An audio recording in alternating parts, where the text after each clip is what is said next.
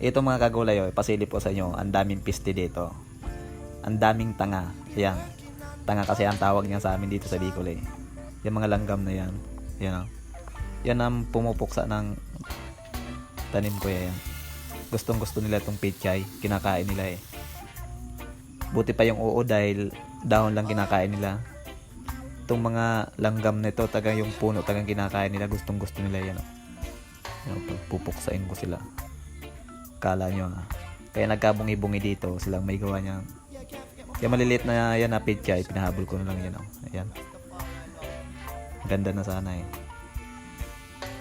Ayan. Pagpupuksain ko sila.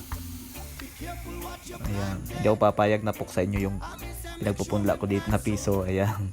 Kaya yung pagpupuksain ko hindi ko kayo tatantanan. Ayan. Tingnan natin.